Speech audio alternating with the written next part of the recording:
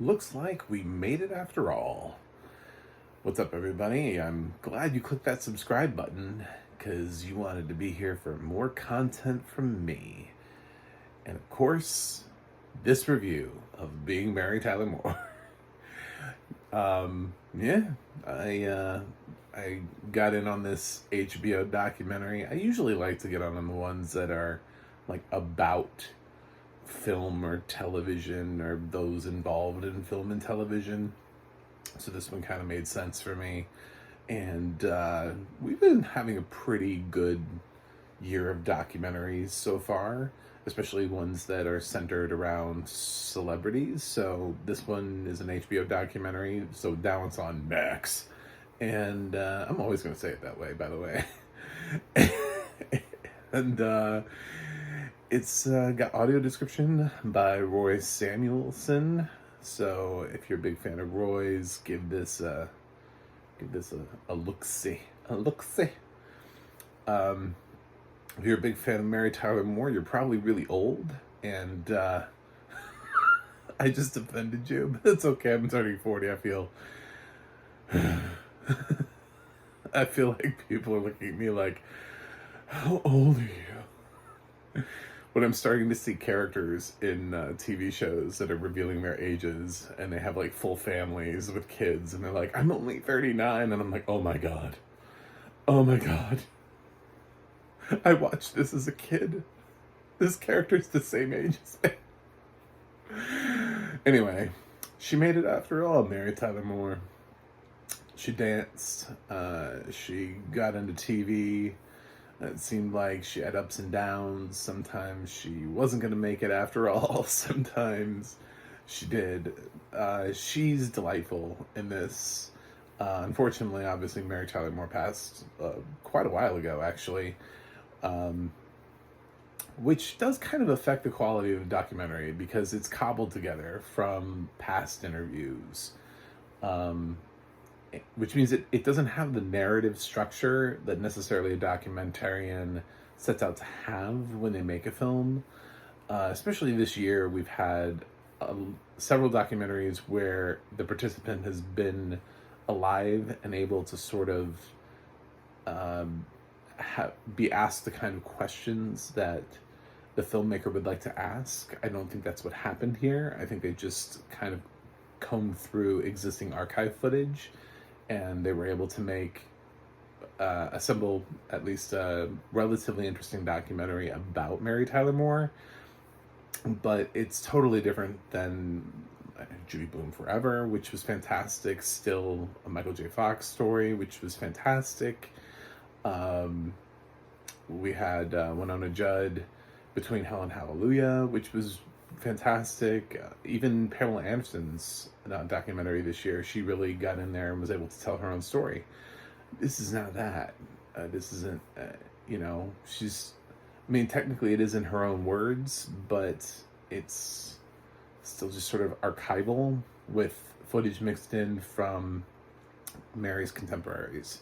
A lot of people who are a little bit more recent who are still around, like Julie Louis-Dreyfus, so it's a different experience. I feel like I did learn some stuff about Mary Tyler Moore that I did not know, but also she's delightful, and there's no raging against the machine here.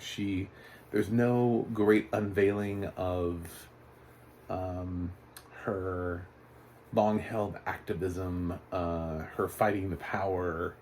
There's no second chapter to her story where she,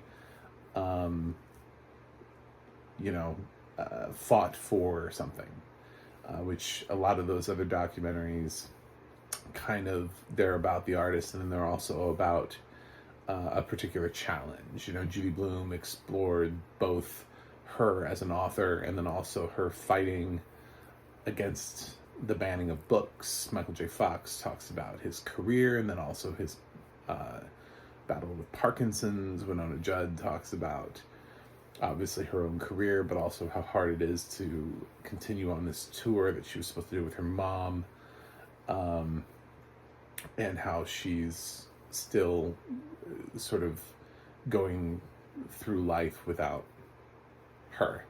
So I mean, this, because you can't control the narrative because she died like 5 years ago, and you don't have the ability to necessarily interview Mary Tyler Moore and ask her the really specific questions.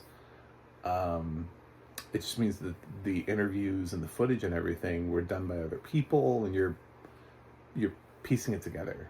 So it's a tribute, but it's just kind of it feels somewhat empty at times. It just feels like the kind of underwhelming thing. I mean, Reels is like an entire channel devoted to stuff like this. They're constantly pumping out some sort of like behind the scenes Hollywood documentary story about somebody. I saw some bullshit thing about Anna Nicole Smith that was on Netflix, and I was like, oh my God, we're still talking about Anna Nicole. Please just let her go. At this point, we're having to explain to the new generation of people who Anna Nicole Smith was to get them interested in a documentary about her. So, yeah, it's not like what new footage did they get? Like, what what new perspective do they have on that? So, I definitely did enjoy the fact that it's a lighthearted documentary. It's an easy to take documentary, and she's obviously very revered, and she seems like she was a delightful person with little conflict in her life. She went through the loss of a son, and she went through a lot of ups and downs in her career. I didn't even know there was a Breakfast at Tiffany's musical, and she was in it, and it didn't do well. And now I'm really intrigued, and I really want to find the music to the Breakfast at Tiffany's musical, and I really want to listen to it, because for there to be an existing Breakfast at Tiffany's musical and nobody wants to perform it. I mean, Carrie literally was on stage for 4 performances and has a cult following. So how bad do you have to be for time to have forgotten you, but yet you're a musical version of one of the most popular films of all time? Anyway, I'm so intrigued, but I think Mary Tyler Moore has left a very permanent mark on television history. I thought it was really nice that she was awarded a Lifetime Achievement for the Tony Awards, especially considering most of her contributions are to television. It seems like, that that should be her award. I would even say that any sort of Lifetime Achievement that she hasn't been awarded in television, she really should be awarded posthumously, because she's contributed so much to the medium. If you didn't give it to Mary Tyler Moore, you owe it to her. Give it to her now. Give it to her anyway. You're like, oh, she's supposed to be on this list. We left her off. Whoops. Our bad. So, yeah. It's a nice documentary. So the audio description on this is... I'm a big fan of Roy, and I can't really fault him for this. It's a bitch to describe. I did watch this with a sighted person. I adopted a sighted person for this movie, so we watched it together, and so I got to find out about some of the stuff I was missing. And definitely, like, in the very beginning of the film, there's text on the screen. You don't get that text on the screen in the narration. And it's not because Roy's narration is bad. It's because Mary Tyler Moore won't stop talking. It's literally cobbled together from lots of interview footage. So they find the fact that it's just a documentary that's made for a sighted audience. It's archival footage, and they can put text on the screen. They can let you know what the footage is from by putting the name of something on it. but they want to show you Mary while she's speaking, while she's being funny, while she's being interviewed. So a lot of times you don't know what show she's on, what movie this is from. You don't get the text that's on the screen. It's a lot of talking heads. At the end of the thing, Roy came in. Luckily, HBO let him narrate the credits, which does not happen a lot. And we had a list of names of all the people who were in the film, and I was just like, I did not get most of those.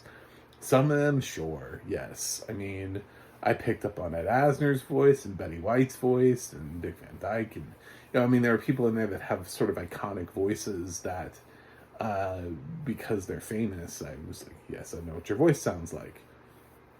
It also makes sense for you to be here. And there were some other people that I was like, what? When were you in this? When did you, what, did I miss you? What did you say?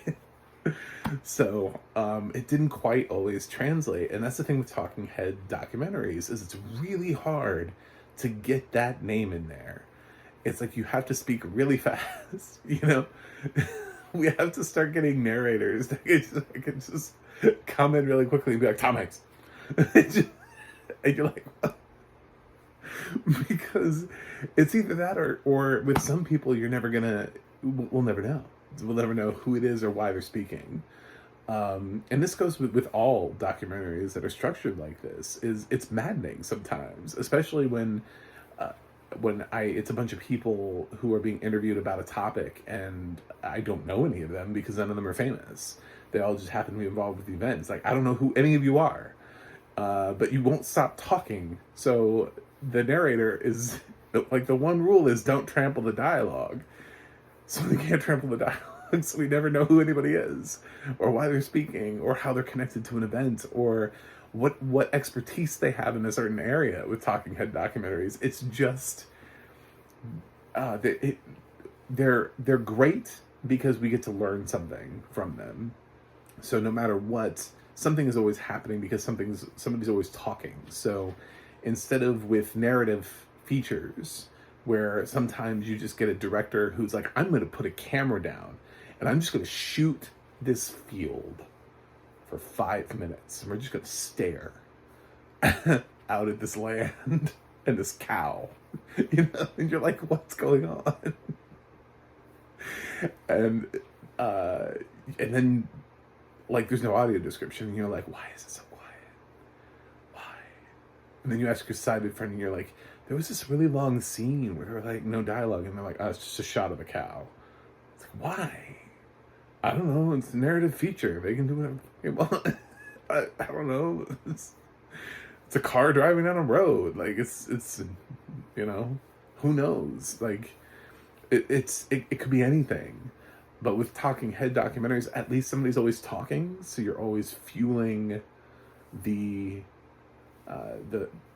film forward. You're always getting more and more information about whatever it is you tuned in to get information about. So in a weird way, they're terrible for audio description, but they're also pretty solid for a blind audience because we're getting to follow. A good documentarian should be able to structure the film in a way in which you can follow it. You just don't necessarily know who's talking or why. So it's a bit of a toss-up. But for being Mary Tyler Moore, I've seen better documentaries this year, and I think this one always had an uphill battle because it couldn't interview its subject, and it has several subjects that have passed that it's using obviously archival footage of. We've got Carl Reiner and Ed Asner and Betty White, and I'm sure some others I'm forgetting, but they're obviously all just from past interviews, and it's hard to form your own narrative and where you want to take the film if you can't be the one sitting down to do the interview and you're relying on the questions that somebody else asked, and you're just sort of going through and taking out what it is about the thing that you like. So, all that being said, it's decent. I think Mary Tyler Moore fans will get a kick out of it. So I wouldn't watch it again just because I think there are better documentaries about things I'm more interested in.